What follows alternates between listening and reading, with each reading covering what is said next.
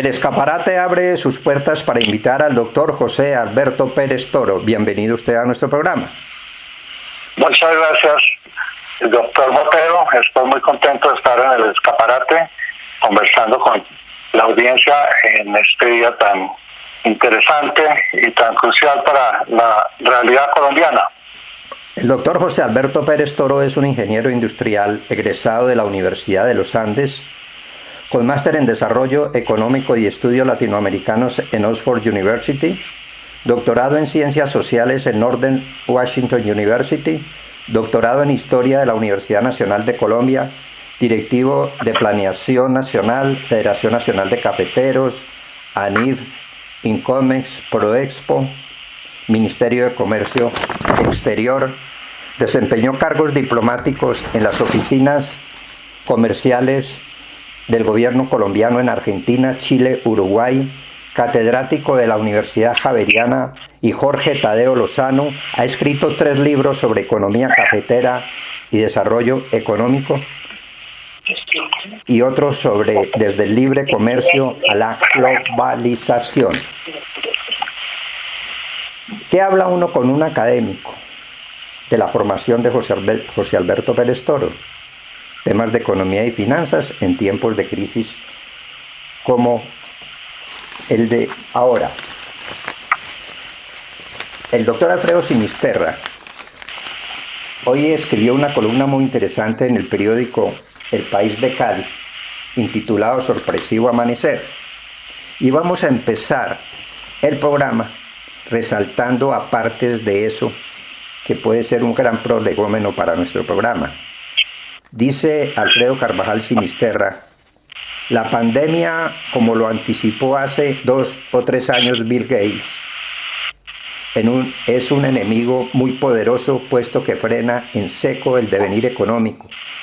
Además, atenta contra la supervivencia de la humanidad. En un instante se paralizan las transacciones económicas. El comercio desaparece. Únicamente subsisten las economías relativas a la salud y a la alimentación, funciones especiales para la supervivencia. Las bolsas de valores enloquecen. El temor y la incertidumbre se apodera de la humanidad. Se produce un desaceleramiento económico inmediato. Ya observamos las consecuencias en varias actividades: las líneas aéreas, los hoteles, los restaurantes, el turismo en general. Pero ello no son ni serán los únicos, y cuando se encuentre la solución definitiva, tomará tiempo la recuperación integral. El único consuelo es que ya se conoce cómo estimular el crecimiento. ¿Qué opina usted sobre la afirmación de Alfredo Carvajal?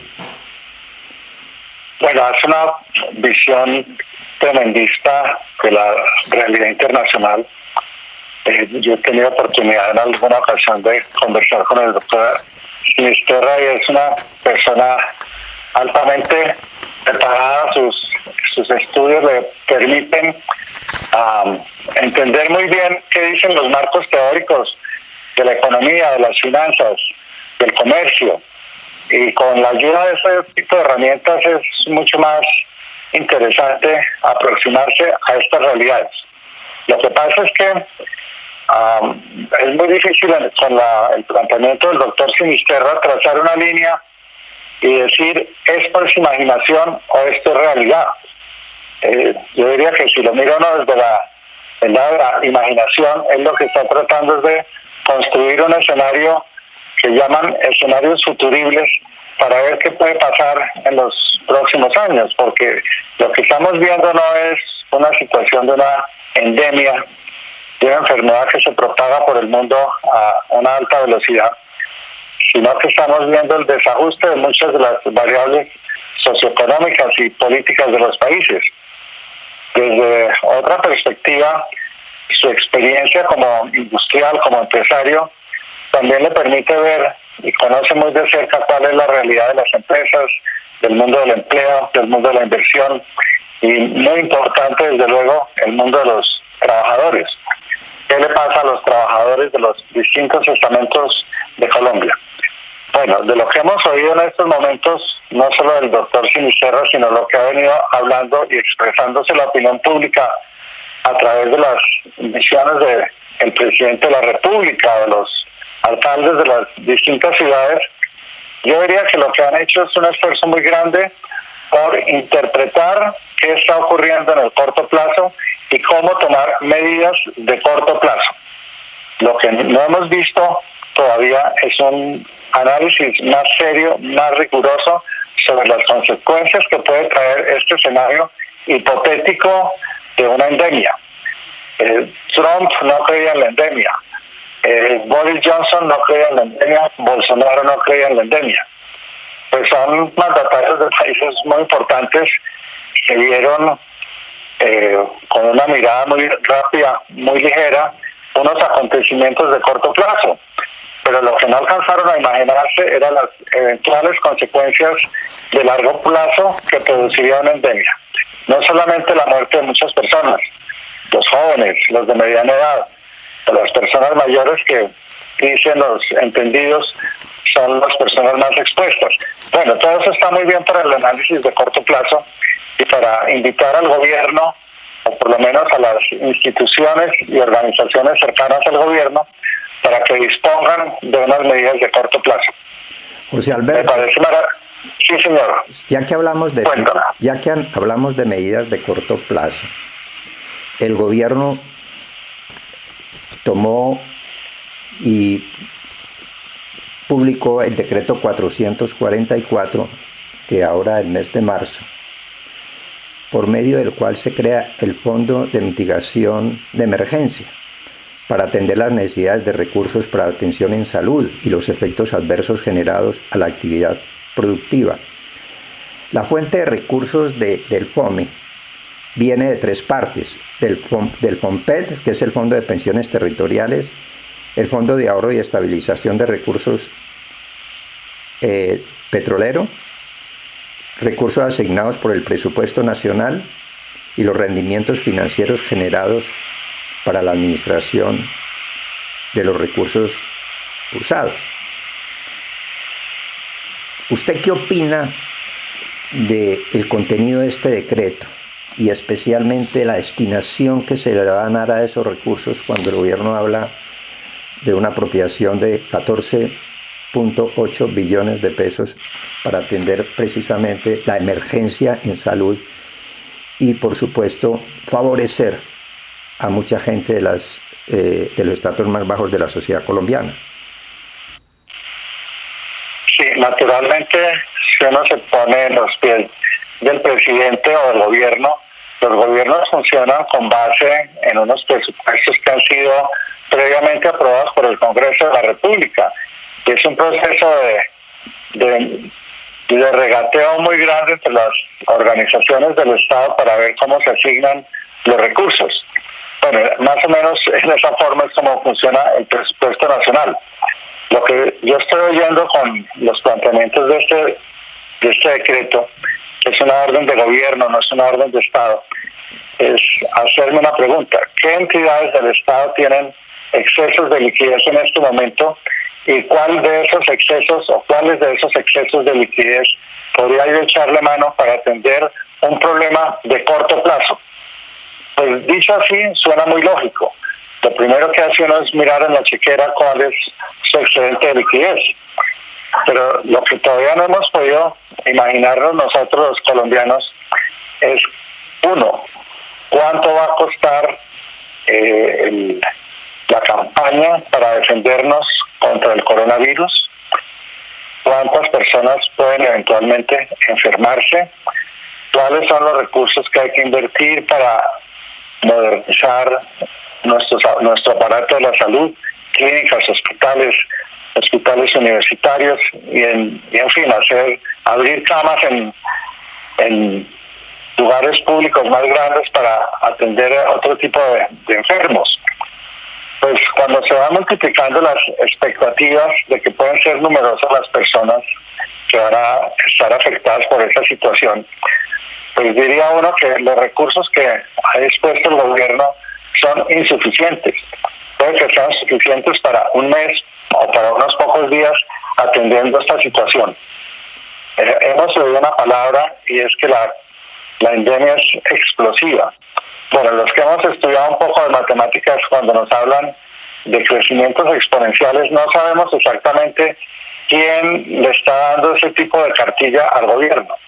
Cuando a mí me hablan de crecimientos lineales o de crecimientos exponenciales, puedo echarle mano a unas teorías relativamente sencillas para hacer predicciones. Yo creo que eso es lo primero que ha hecho el gobierno. Ha usado unos modelos lineales, unos modelos sencillos, para imaginarse qué puede pasar en una semana, un mes, 2 meses, 3 meses. Lo que no estamos visualizando todavía es qué puede pasar si este tipo de situación se demora no 3 meses, sino 1 año, o si tiene efectos en otros sectores de la economía, que yo creo que puede ser el tema de discusión en la mañana de hoy.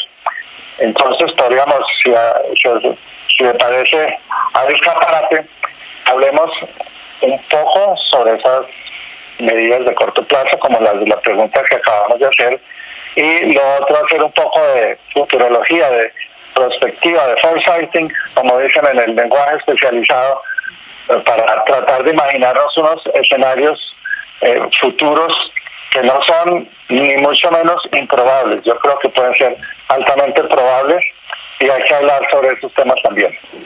Yo creo que el gobierno en el FOME y en la fuente de recursos sí tomó verdaderamente de aquellas entidades nacionales que tenían excesos o que podían cruzar algunos préstamos a corto plazo para poder atender exactamente la cifra de los 14 billones.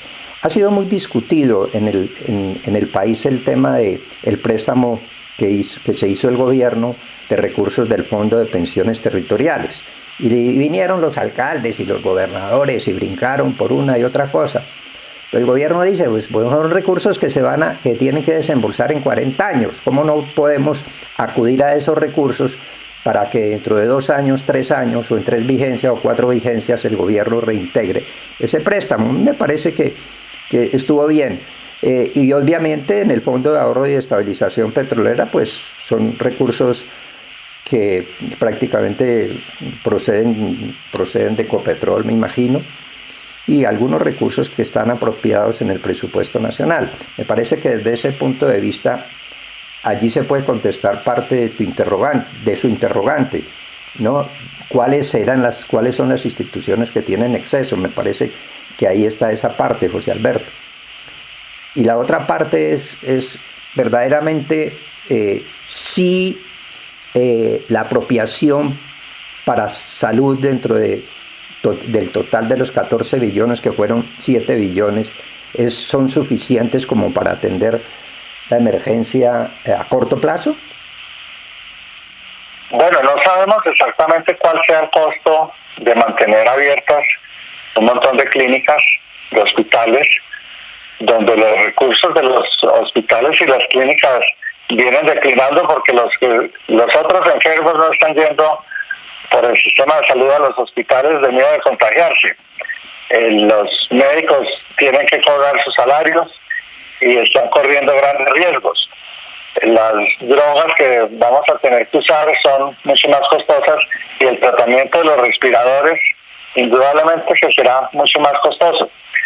Bueno, entonces una cosa es cuánto me vale a mí financiar la enfermedad, contrarrestar la enfermedad, mitigar la enfermedad. Yo creo que eso es un gasto muy grande y habría que hacer unas sumas y unas restas más de ingeniería industrial para saber exactamente cuánto vale.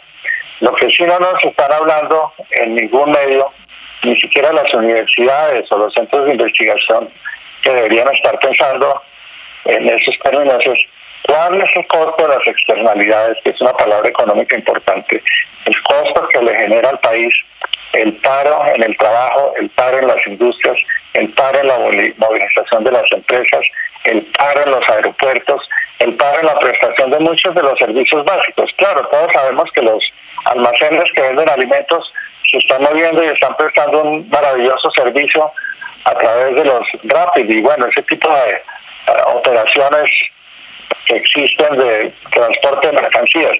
Pero eso no es la gran preocupación. La preocupación es que si yo paro la economía, las externalidades y las complementariedades del mercado, para usar un término muy convencional de la teoría económica, me puede generar una caída del crecimiento del producto o me puede generar un desempleo generalizado y una pérdida de la demanda.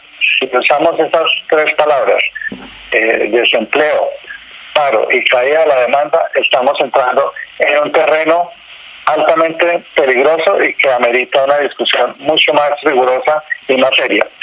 Entonces esa sería como la síntesis que haría sobre la disponibilidad de recursos de corto plazo para resolver un problema puramente de sanidad, otro los recursos para una endemia y tres los recursos que habría que destinar para reactivar la economía en caso de que esta situación se prolongue o se profundice la endemia.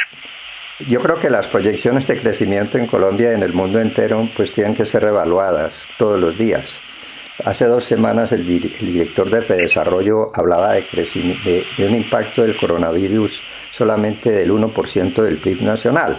Es decir, que podíamos pasar de 3.5, 3.4 que ha tenido proyectado el gobierno a 2.2. Pero ayer ya estaba diciendo que podía haber una recesión, es decir, que el crecimiento era negativo. Lo dice él y lo dicen otros analistas, lo cual creo que es verdaderamente la posición que debemos asumir todos los economistas en Colombia y los analistas económicos y académicos sobre eso.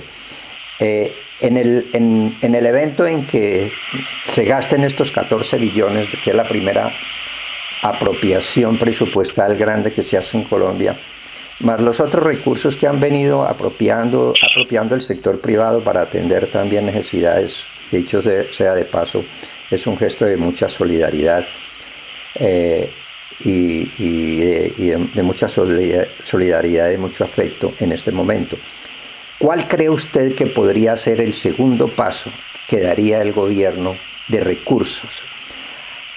¿Sería con medidas de Banco de la República?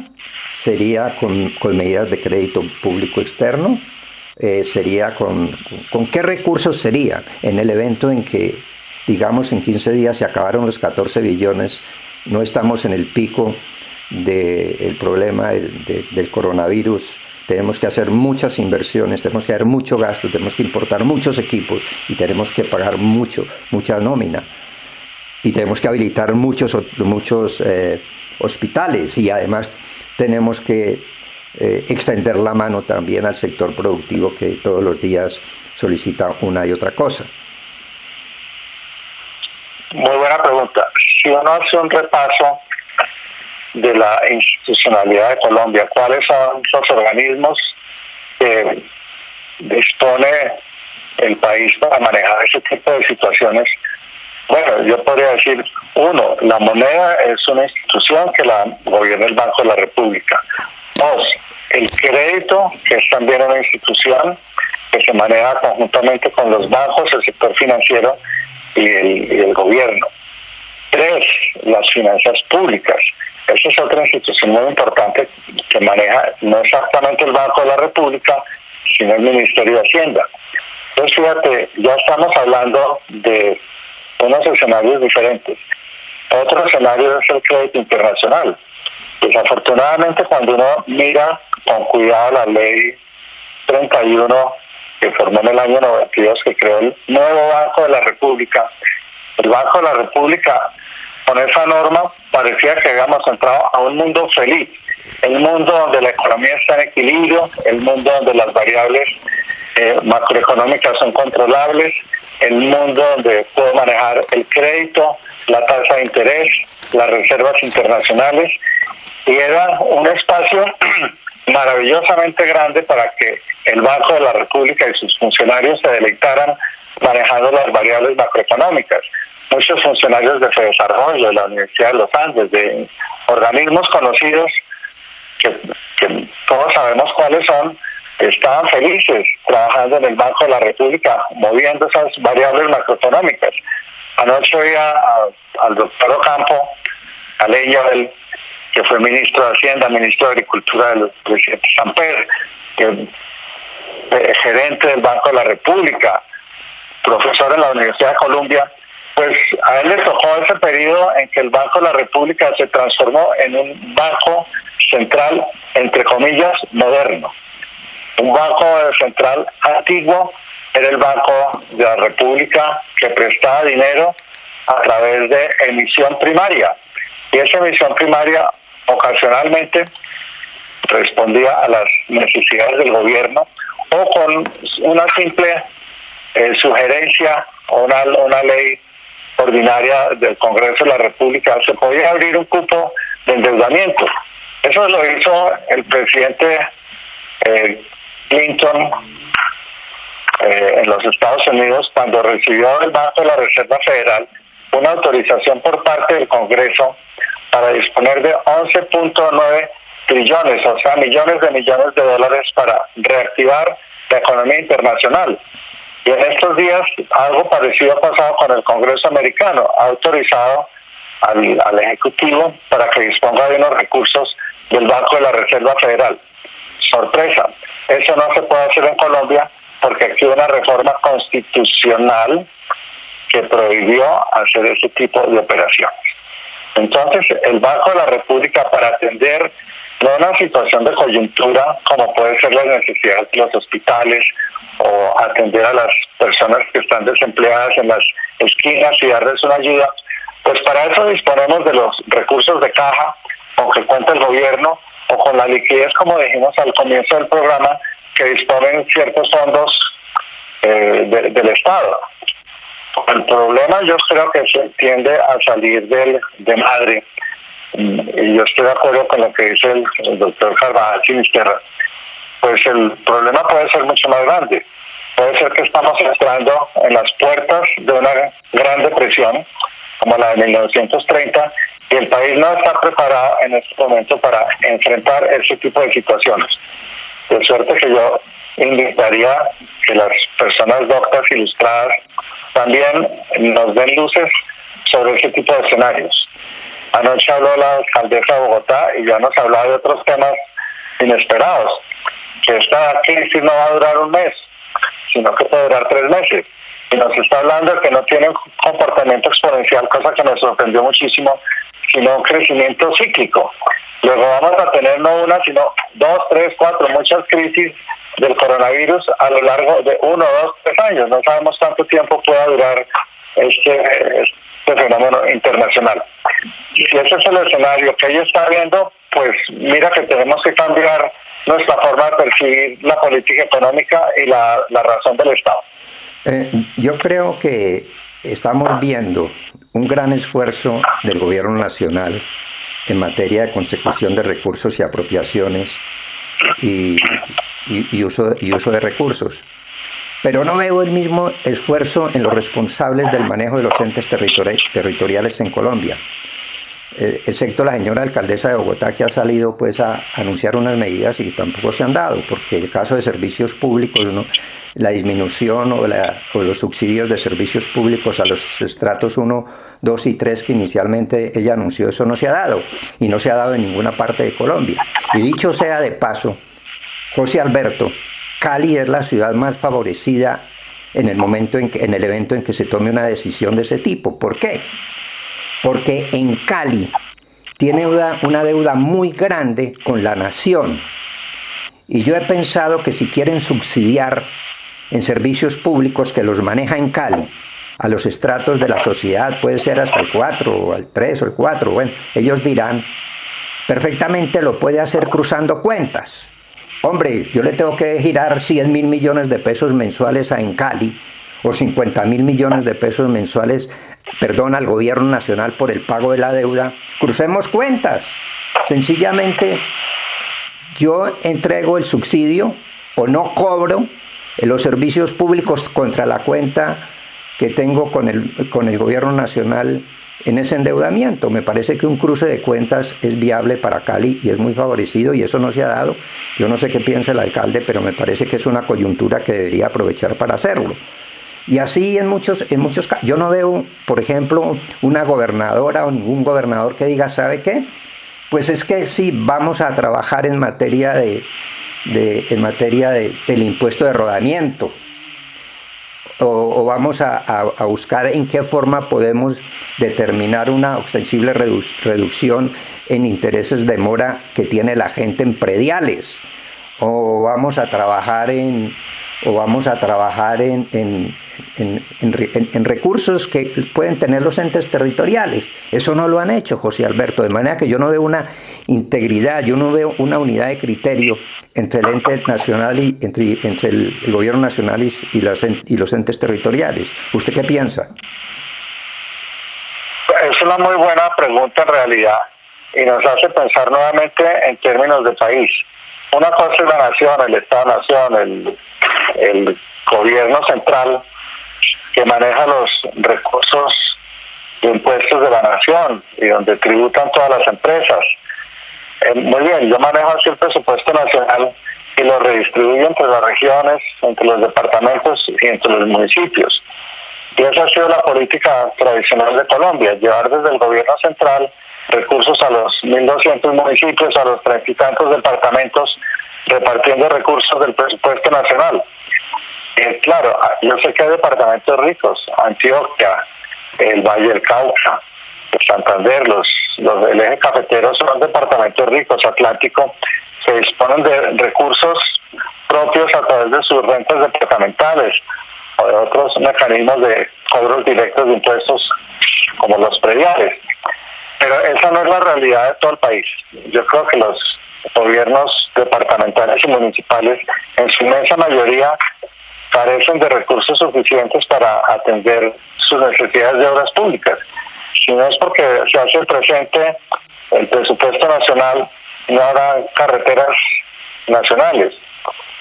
Cosas como las que hizo Medellín de deshacerse de Itagén, pues son casos muy excepcionales, o que están tratando de vender las empresas públicas de Medellín, que son empresas que llevamos un siglo capitalizándolas y formando una clase dirigente para manejar con criterios de empresa a las empresas del Estado. No todos los departamentos en Colombia tienen ese tipo de fortalezas.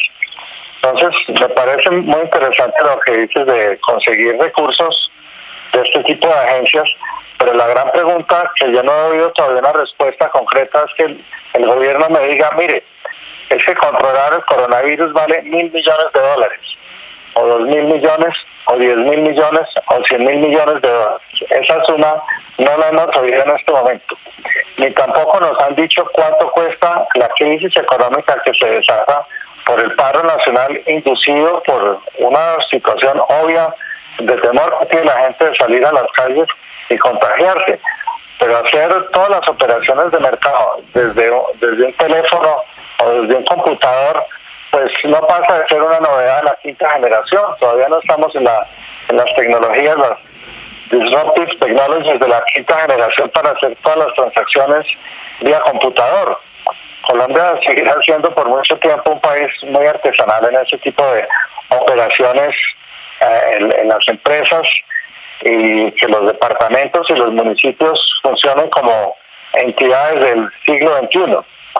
De manera que habría que repensar nuevamente cuál puede ser el costo que tiene no solamente la inversión o el gasto que hay que hacer para contrarrestar el efecto del coronavirus, sino los efectos externos que nos produce este tratamiento de choque, porque el tratamiento de choque ha sido poner en domingo al país un mes, 2 meses, 3 meses, pues no sabemos cuántos meses nos tenga reservado el gobierno, la realidad de los hechos.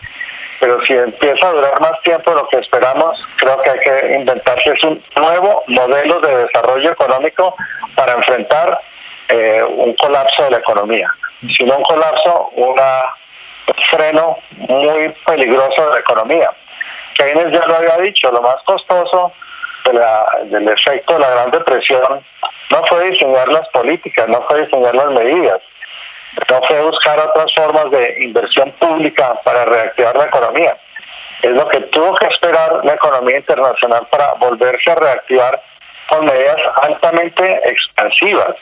Inclusive, von Mises decía que la Segunda Guerra Mundial fue una muestra del poderío de la economía americana a través del consumo para reactivar la economía mundial. pues si estos efectos se propagan no solamente en Colombia, sino en los países vecinos, pues mira que ya no estamos hablando de una crisis sanitaria, sino de una crisis económica con efectos internacionales que no sabemos en este momento qué terapia utilizar. Reitero, el Banco de la República, que sería lo ideal, que emitiera dinero para reactivar la economía, por Constitución Nacional está inhibido de hacer ese tipo de operaciones. Lo único que puede hacer es prestar sus excedentes de liquidez, refinanciar los créditos, ampliar los plazos, dar periodos muertos, bajar las tasas de interés. Pero estas son medidas, insisto, de tipo coyuntural, habida cuenta la disponibilidad de recursos existentes. No lo pueden hacer hipotecando futuros ingresos porque esa parte es ilegal. Yo creo que hay que pensar por modificar la estructura interna del mismo Banco de la República. Es que nos preguntamos cuál es la función de los encajes bancarios en una crisis cuando no hay demanda de crédito. Hay demanda de crédito en el sentido de refinanciar las obligaciones actuales, pero no de acudir a nuevos créditos. ¿Y cuál es la función? ¿Y cuál es la función que tiene el Banco de la República en las diferentes modalidades o tasas de interés? Como la tasa de intervención de política monetaria, como la tasa de intervención de operaciones de mercado abierto, como tasas de captación diarias, semanales o mensuales, como la tasa de colocación consolidadas por modalidad de crédito y tasas de interés externas, el LIBOR y el Prime. Yo creo que es fundamental pensar en eso, porque es que cuando uno habla que el principal mecanismo de intervención de política monetaria usado por el Banco de la República para afectar la cantidad de dinero que circula en la economía consiste en modificar las tasas de interés mínimas que cobra a las entidades financieras por los préstamos que les hace o la tasa de interés máxima que paga por recibirlas, ¿no? Por dinero sobrante. Estas operaciones son la suma. Entonces es fundamental eso, es decir, esa tasa de intermediación, hablemos un poco que sería una fórmula y hablemos de las otras tasas del Banco de la República, porque hay que buscar allí precisamente el origen de los recursos para poder atender lo que usted menciona y definir el sobrecosto que tiene la crisis sanitaria del coronavirus en Colombia. ¿No le parece? Me parece. Tengo acá en mis manos un libro de un autor que se llama Carlos Marichal, que escribió sobre las grandes crisis financieras desde 1873 hasta el 2008. Ese libro me ha llamado mucho la atención y la literatura que ha venido creciendo alrededor de esa temática, porque, bueno, a muchos de nosotros, los que venimos de los Andes o de la Javeriana, ¿verdad?, estas universidades que participan mucho de la actividad del Banco de la República y que el Banco de la República ha nombrado gerentes que vienen de esas universidades, pues yo los entiendo. ¿Por qué? Pues porque el modelo educativo, los cursos de moneda y banca, los cursos de macroeconomía están diseñados para atender situaciones no de crisis globales, no de crisis financieras internacionales, sino para atender las necesidades de la coyuntura económica. Repasando esta ley 31 del Banco de la República, pues yo no puedo hablar sino de tasas de interés, eso me da para muchas horas de discusión de economía. No puedo hablar sino de la tasa de cambio, puedo hablar muchísimas horas de la tasa de cambio, pero ya el Banco de la República no puede intervenir la tasa de cambio porque la regula es el mercado. Antes de esta reforma del Banco de la República, la Junta Monetaria... Pero sí puede intervenir en la tasa interbancaria. Bueno, en eso sí, claro, pero digamos no puede... su capacidad de intervención para modificar la tasa de cambio se remite a la venta o compra de reservas internacionales. Que fue la modificación que se hizo en el año 2000 sobre la tasa de cambio fija flexible. Así es. Entonces, fíjate que el Banco de la República ya no cuenta con esos instrumentos para intervenir a través de un decreto o de una simple resolución de la Junta Monetaria. Es decir, a partir de mañana el tipo de cambio es 4.500 o 2.500. Ese tipo de decisiones ya no las puede tomar. tiene que intervenir desde ladito para tratar de influir sobre la tasa de cambio. Entonces, cuando la tasa de cambio es un instrumento de política económica muy fuerte, ese tipo de intervenciones que se hacían gerencialmente no se puede hacer. Emitir dinero, pues le está prohibido al Banco de la República. Tendría que ponerse de acuerdo con el ministro de Hacienda, pero el ministro de Hacienda tampoco está autorizado para autorizar cupos ilimitados de endeudamiento, porque él ha hecho unos acuerdos, ayer nos los decía el doctor Ocampo, es que existe la regla fiscal. Claro, la regla fiscal es como magia negra, ¿no? Cuando uno le hablan de la regla fiscal, tendría que hacer un doctorado para entender que la regla fiscal exige que determinada proporción de la deuda pública con relación al Producto Interno Bruto no sea superada. Pues es que esas son unas normas demasiado estrictas y me parece que son buenísimas en momentos de estabilidad económica, cuando la economía crece, cuando los precios del petróleo están al alza, cuando las exportaciones van bien, cuando el nivel del desempleo está mejorando, cuando las universidades están llenas de estudiantes que acuden para nuevos puestos de trabajo, y las universidades han visto cómo ha declinado fuertemente la tasa de admisión de nuevos estudiantes. Inclusive hoy a un funcionario de la Universidad Sergio Arboleda que decía que las expectativas para el próximo semestre no son muy halagüeñas, en virtud de que los papás no tienen cómo financiar los costos de las matrículas de los estudiantes. Bueno, si eso lo extendemos a todo el sector educativo, que no sea el modelo gratis, de educación gratuita, pues va también a colapsar, a recibir otro golpe muy fuerte. Bueno, ¿qué es lo que quiero decir con este tipo de argumentaciones? Que al desentendernos de las políticas que se llamaban keynesianas, nosotros no somos de la era de Keynes, nosotros somos muchísimo más jóvenes que Keynes, pero Keynes logró sacar a la economía mundial de una depresión, invitando a la expansión monetaria, invitando a la realización de obras públicas.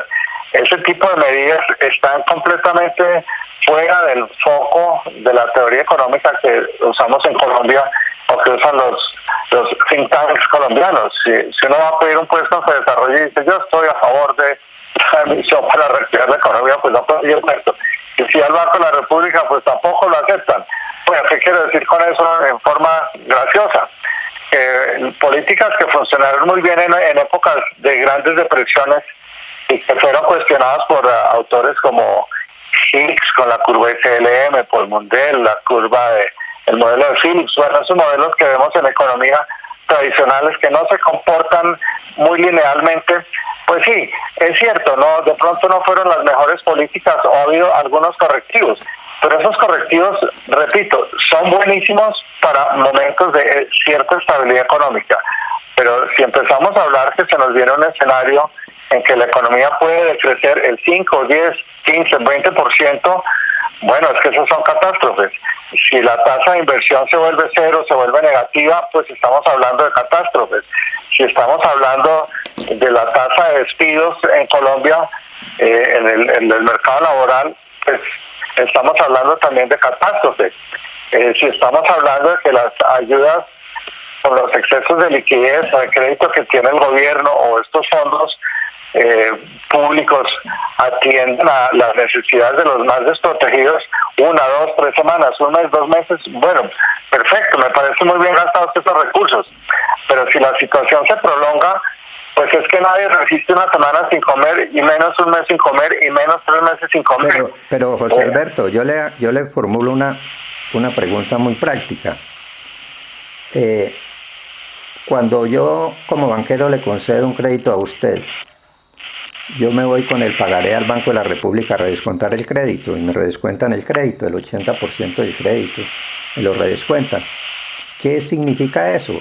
Significa que el Banco de la República le otorga al otro banco el redescuento de ese pagaré a una tasa ínfima del 4 o a como esté, en este momento está al 3.75, entonces se lo redescuenta a ese valor, cobrándole esa tasa de interés, y el banco va y coloca ese mismo recurso a otra persona que nos llama José Alberto Pérez y no Ricardo Hoyos, y Ricardo Hoyos recibe el crédito en un banco en un banco, en una entidad financiera, al 18, al 20, al 24, al 30 o al 50%, depende de la modalidad.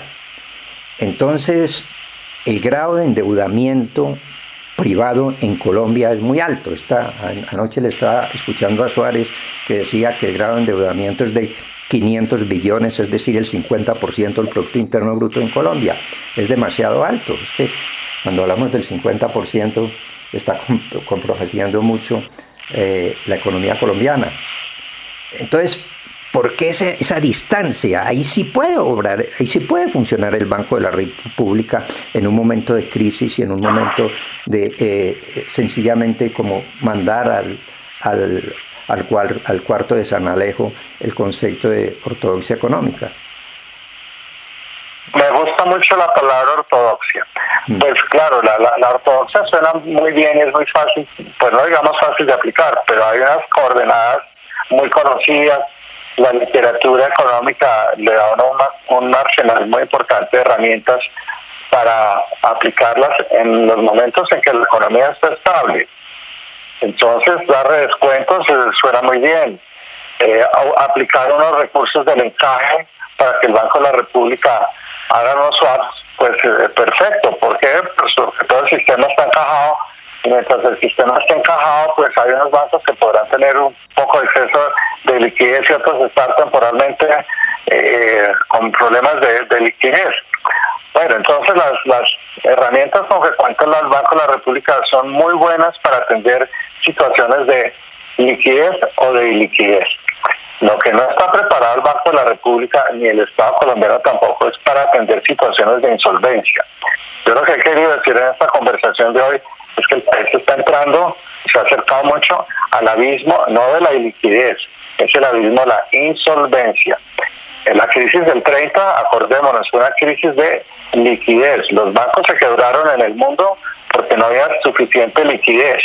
Y ahí las ideas del encaje de Keynes, hagan los encajes para que los bancos no se quiebren y tengan un amortiguador para las situaciones de crisis. Pero es que la insolvencia se puede contrarrestar con políticas económicas y sociales del mismo gobierno.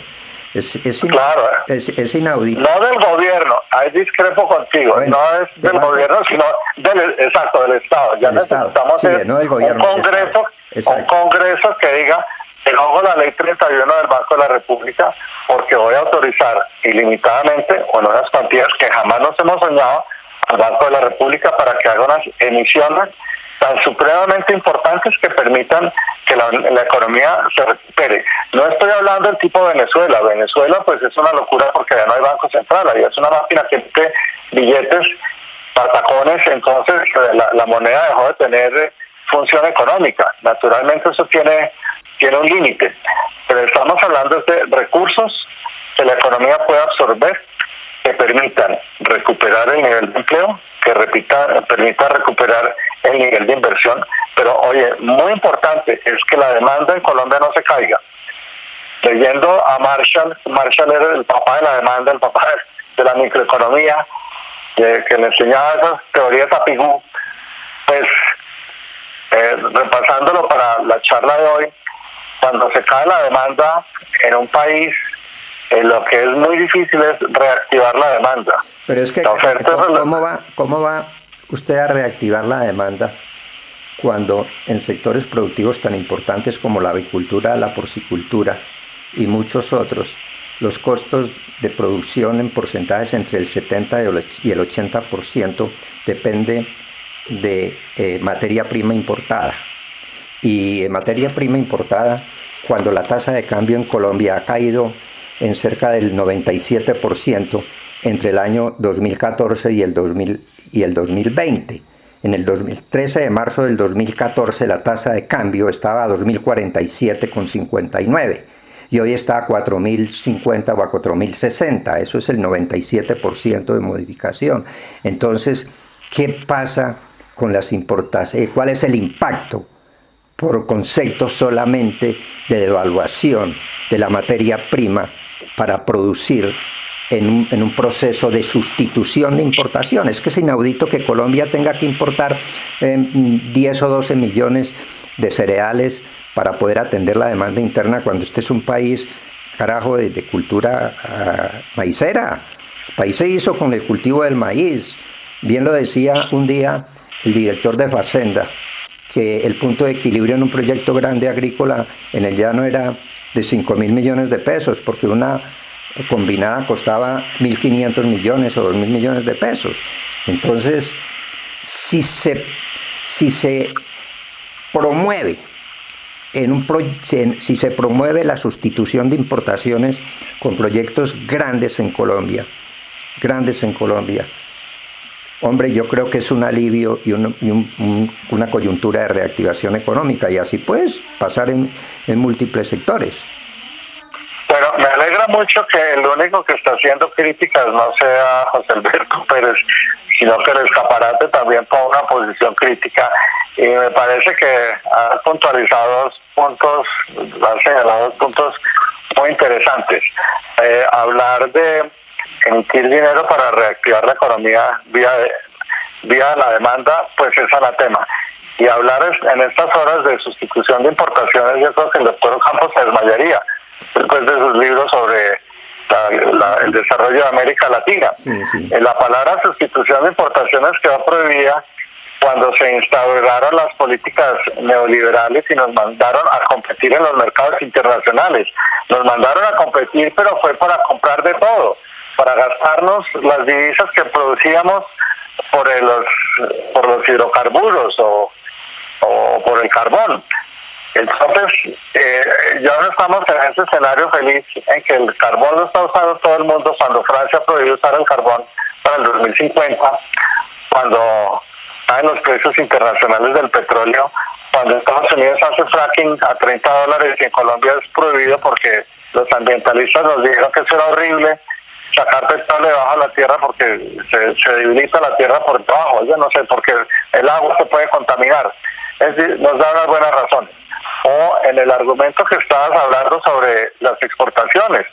Yo tuve oportunidad de hablar con el profesor Stiglitz en Oxford en una visita que hice antes de cerrar un libro que me publicó la Federación, sobre estudios que hice en la Federación de Cafeteros y en otros organismos, que me lo publicó la Tadeo Lozano, que se llama Economía Cafetera. Y mirando documentos de esa organización, Stiglitz lo hacía caer en cuenta: oiga, pero ustedes los colombianos son bobísimos, producen un café muy bueno, lo exportan en grano, tienen una función de producción muy eficiente, pero es que el que se está ganando la plata en el café, en la cadena internacional de valor, son los distribuidores. Los distribuidores son los que encarecen el café, y el café en taza vale $130.000 millones, y ustedes los exportadores solo se ganan 17.000, Colombia 1.700. Entonces mira cómo la teoría económica que usamos en Colombia a veces es prohibida hablarla. Si yo digo que los cafeteros tienen que salir a vender café en taza, pues no me ofrecerían el puesto de gerente de la Federación de Cafeteros. El gerente de la Federación lo sostienen es porque él defiende la producción del café en grano, incurriendo en los costos que tú dices de la urea y bueno, todo el soqueo y mantener la variedad Castillo y todas esas cosas. Bueno, la función de producción es importante, nadie va a decir que eso no es importante, claro que sí, pero cuando a mí me dicen que el vecino se gana el 90% de las utilidades simplemente porque lo distribuye en taza, y yo me tengo que matar a las 4 de la mañana levantando a soquear y a deshiervar mi cafetal, y me quedo solamente con el 8% de lo que produce la industria en el mundo, de los 132.000 millones que vale la industria del café, pues en alguna parte del negocio yo estoy haciendo mal la cosa. Miren, en 1930 los antioqueños fueron a vender café en sacos de café en Nueva York. Alejandro Ángel vendía café en saco y lo vendían en taza y hacían el negocio al detal.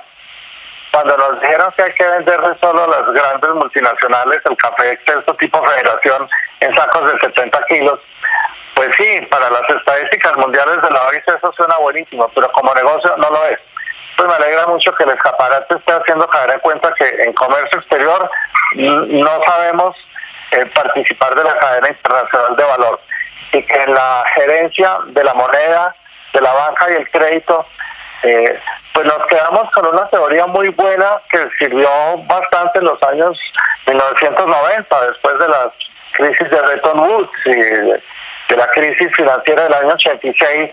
Pues sí, muy importante lo que se hizo, pero este Banco Central que tenemos hoy no está diseñado ni de cerquita para atender las necesidades que van a venir en Colombia después de este fenómeno inesperado del coronavirus. ¿Será que tendrá que tomar el gobierno reservas internacionales para monetizar y atender nuevos proyectos? Pues más o menos. Pues las reservas sirven para dos cosas, ¿no? O para gastarlas o para protegerme, ¿no? Sí. Yo haría una doble política, hay que seguir exportando. Lo que pasa es que ya la política de exportación tradicional está mandada a recoger. Oímos al ministro de Comercio Exterior y ha dado unas luces importantes. Él fue rector de dos conocidas universidades, es una persona muy capaz, pero está todavía matriculado con exportar excedentes. Colombia, el país de los excedentes, excedente de café, excedente de azúcar, excedente de flores, bienes básicos, commodities. El mundo no va así. El mundo va con la construcción de cadenas internacionales de valor. El que no pueda participar de las cadenas globales de valor está saliendo de los mercados internacionales. ¿Por qué? Porque es el subsector de la economía internacional que crece a tasas superiores a 2 dígitos. El sector de la economía que está creciendo más rápidamente, que involucra una bobadita que se llama tecnología. Entonces, países que no tengan las nuevas tecnologías, no las tecnologías de hongos para curar el cáncer, eso está muy bonito para las novelas y para Zapata Olivella y para la parte del folclore. Me parece que eso está muy bueno en la parte cultural. Y bueno, esa cultura ancestral tiene cosas importantes en la farmacopea. Pero de ahí, con ese tipo de políticas, no podemos atender las exigencias de la nueva economía internacional, que es una economía internacional altamente tecnificada. Son nuevas tecnologías. Acuérdate que estamos en la era de las economías disruptivas, como las llaman con esa palabra inglesa tan fea. Pero son economías que crecen al 10-15% anual, que involucran mucho conocimiento. Comercio exterior que no involucre conocimiento está fuera de los mercados. Y si se nos cae la economía colombiana por una depresión de la demanda, insisto, recuperar la economía, o mejor, recuperar la demanda en un país, la teoría económica no está todavía diseñada para efectivamente restaurar niveles de demanda. Hay que ponerle mucha atención al tema de la demanda. Colombia ha perdido mucho la cultura exportadora. Es inaudito que en el mercado en los mercados de los Estados Unidos, uno va a Publix o va a Whole Foods o va a cualquiera de estos grandes supermercados, uno no encuentre una libra de café Juan Valdés en las góndolas de los supermercados. Usted encuentra café disque francés, ¿no? Café francés, que encuentra café italiano, que usted encuentra café español, de Etiopía, de Vietnam, pero no encuentra una sola libra de café tostado y molido en las góndolas en los Estados Unidos, y menos en verduras, en frutas y verduras, un país que puede exportar perfectamente eso y no lo hace. Es que es increíble que cueste una libra de maracuyá, una unidad de maracuyá cueste 3 veces más que una libra de café. Yo he visto maracuyás a $3 la unidad en los mercados en Estados Unidos, y una libra de café en el mercado internacional por $1 o $1.10.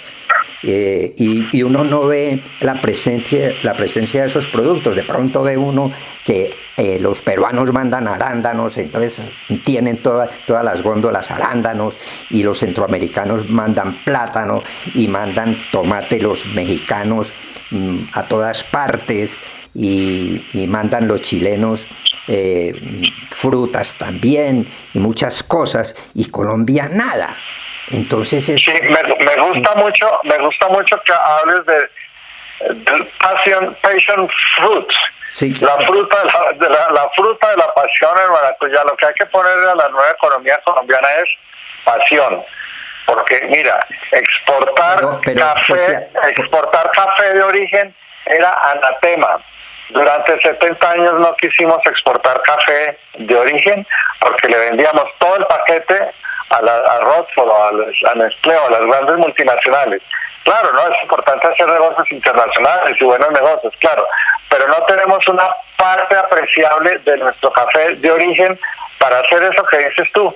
Café de Francia, café de Italia o café de Colombia, Juan Valdez colombiano, o todas las variedades colombianas, café Sevilla. José ¿Qué tal café Sevilla vendido en Nueva York? José Eso no Alberto, existe. yo creo que sí lo tenemos. Lo que no tenemos es sencillamente un fondo de promoción de exportaciones en el exterior que nos ayude a hacer muy bien esa función. Yo tuve una pésima experiencia con ProColombia en Brickell, que allá tienen la oficina de ellos. Y un día fui allá a hablar sobre el tema del limón, que dije, esto es interesante, y del plátano también, porque es que el plátano que uno ve en las góndolas son las terceras que uno saca en las fincas en Colombia.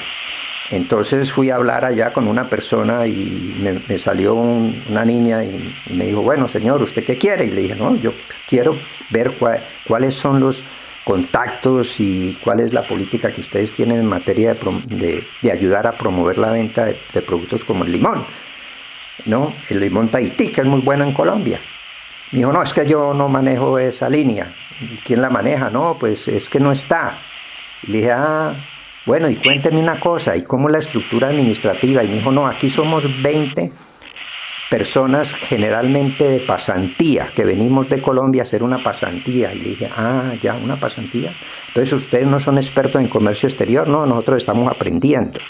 Y que eran 20 en la oficina de Brickell en Miami. Entonces me voy a los supermercados y no encuentro productos y me encuentro con los otros de América Latina y me da ganas de llorar. Y me voy a la oficina de promoción de exportaciones de Colombia y me salen con semejante babosada. ¿Eso qué significa, José Alberto? Y me da mucho pesar cuando yo llego al aeropuerto de Panamá a averiguar por una libra de café el Chinchilla que ellos producen, que es un café suave, muy bueno, una variedad muy buena, y cuesta $30 la libra. Y no vemos café colombiano especiales en los mercados. Pero no es porque no haya. Tú vas a Sevilla y encuentras 20 o 30 personas produciendo café especial y tratando de sobrevivir. Pero para vender café especial en el mercado, nadie le quiere en Colombia meter 20.000 pesos a una libra de café, José Alberto. Nadie. Pues mira, me parece muy importante el tema. Yo te invito a que leas Economía Cafetera y Desarrollo Económico en Colombia antes de que se nos acabe el programa, porque hay un esfuerzo importante para explicar que Colombia perdió mucho tiempo en construir su cadena internacional de café, donde participe en la venta de ese café que dices, de café de origen, pero también de otras partes lucrativas de la cadena de comercialización. Y eso no solamente es aplicable al café, es a todos los productos tropicales en los cuales Colombia puede participar. Entonces, celebro que estemos hablando de salirnos de la ortodoxia para hablar de la heterodoxia. En lo financiero y bancario, pues es una nueva invitación para que se repiense el modelo financiero y monetario de Colombia. El modelo de tasas de interés, de encajes, de redescuentos, de prestar los salditos que tienen las empresas del Estado para financiar a 2 o 3 meses las necesidades de la gente, pues sí, son buenas políticas como un paliativo, pero no son unas soluciones de largo plazo. Y tercero, que hay que hacer un cambio tecnológico también. Es que el mundo cambió, son nuevas tecnologías las que están mandando la dinámica de los mercados. Salir a los mercados internacionales a vender productos básicos sin grados de procesamiento o sin incursionar en nuevas tecnologías, pues es regresar al medioevo. Entonces celebro que el escaparate tenga el valor de permitir que este tipo de planteamientos le lleguen a la opinión pública. Necesitamos una nueva enseñanza y quitarnos mitos de la cabeza. Es que son mitos que nos han vendido unos paradigmas que nos han impedido pensar de otra manera. 100 años de pensar con exportaciones de café tradicional es un mito. 70 años de manejar la política del Banco de la República con criterios ortodoxos es un mito, y no incursionar en las nuevas tecnologías, que porque eso solo lo pueden hacer los países desarrollados, es un mito.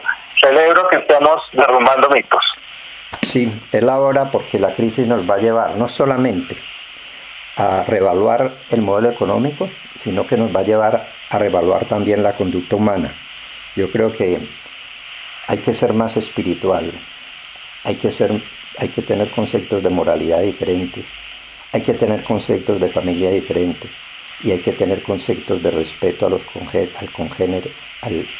congéneres diferentes, y mucho respeto por la naturaleza, que eso también se ha acabado. Es una tragedia conocer cómo es la vida en el mar. Moisés Naim le hizo una entrevista a un escritor americano hace el domingo pasado, y él hablaba de la tragedia de la vida en el mar, que nadie la conoce, y todo lo que el mar le produce a la humanidad, y toda esa horrible historia. Entonces es el momento de cambiar la conducta en el mundo, creo yo, José Alberto, y de pronto el coronavirus nos lleva. Muy bueno lo que dice sobre moralidad, sobre los valores espirituales. Ver al Papa hace 3 días en ese ambiente desolado de la Plaza de San Pedro, pidiendo un milagro y pidiéndole a Dios que se apiade de nosotros, es volver a los más altos valores del espíritu. Nadie ha hecho una invocación al cielo para pedir que nos ayude la Virgen y Dios en estos momentos tan difíciles. La ciencia del hombre se quedó corta en esta situación tan difícil. Humberto, muchas gracias por invitarme a tu programa. Bueno, muchas gracias, José Alberto. Feliz día.